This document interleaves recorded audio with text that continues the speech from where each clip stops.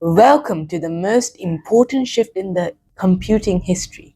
Most people think that AI is improving because it's getting smarter.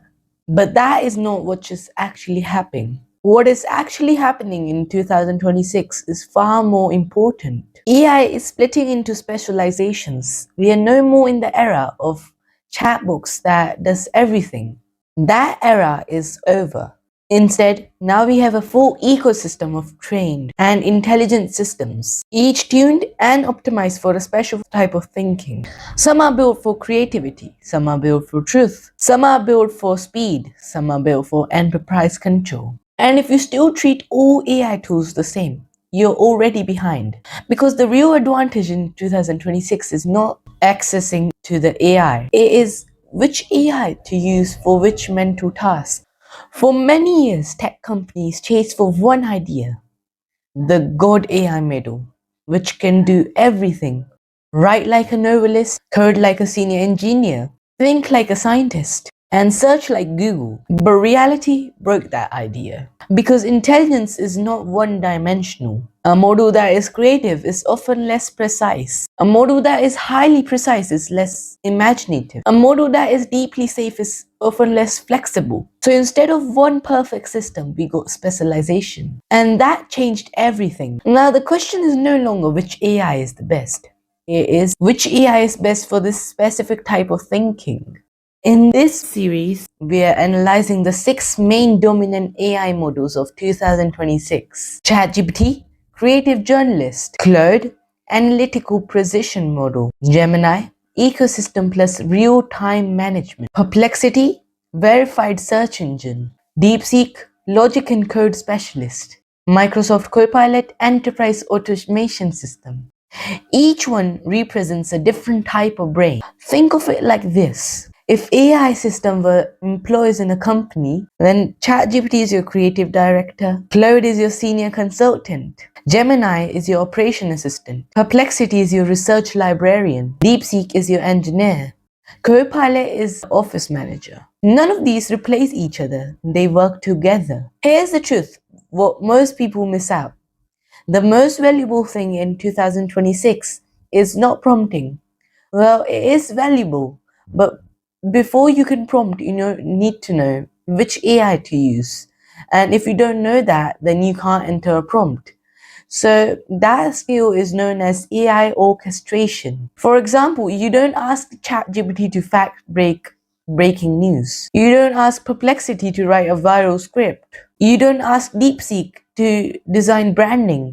Each AI has a thinking boundary, and professionals, or you guys will be after watching this series, know which AI to use for which specific task and understand these boundaries 10x efficiently.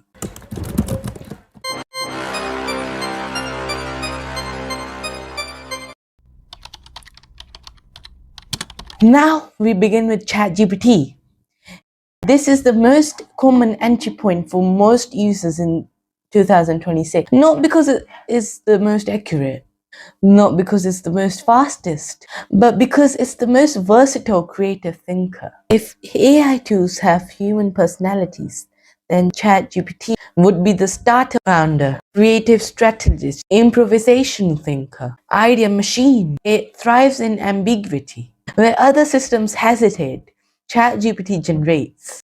The first strength of ChatGPT is creative generation. ChatGPT's biggest strength is ideation speed. Give it a vague concept like make a futuristic brand for a fitness app, and it will instantly generate the brand name, slogan, identity styles, marketing angle, storytelling hook. What makes it powerful is not correctness, it's divergence. It explores multiple directions at once.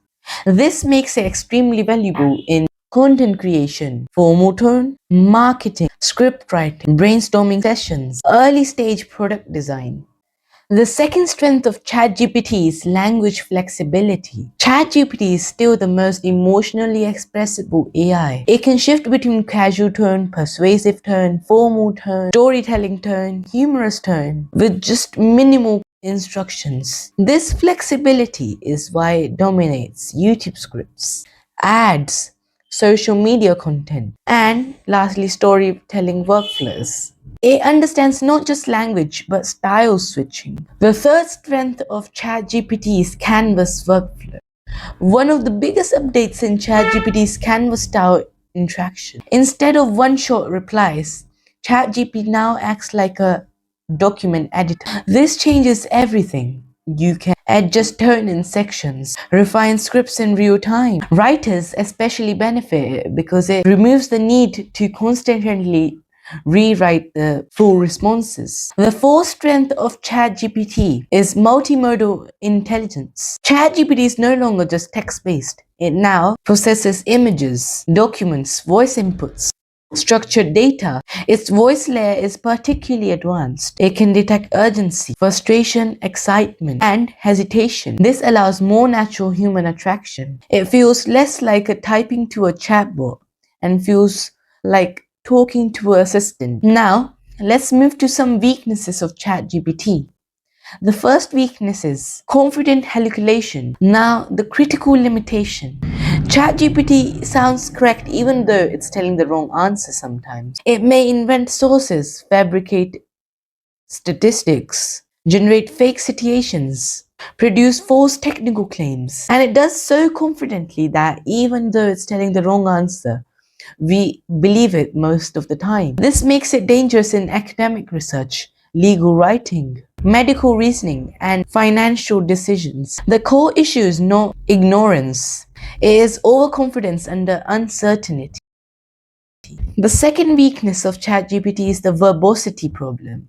ChatGPT tends to over-explain. It expands simple ideas which can be turned into outputs of simple 2-line answers into really long 10-line answers. This creates information overload, slower workflows, and unnecessary repetition. Professionals always have to actively constrain it through strict inputs and prompts. Without constraints, it prioritizes completeness over efficiency.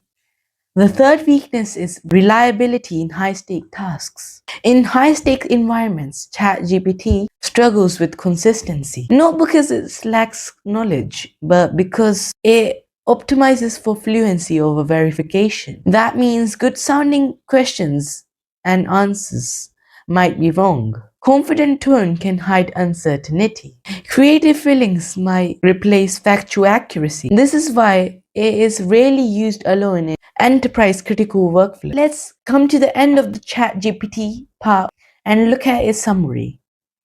ChatGPT is most often used when you're starting from zero. You need ideas fast. You want creative direction. You are building content. You're brainstorming solutions. It's not fact checker. It's not your engineer. It's not your idea generator and creative accelerator. And in 2026 workflows, the role is still powerful.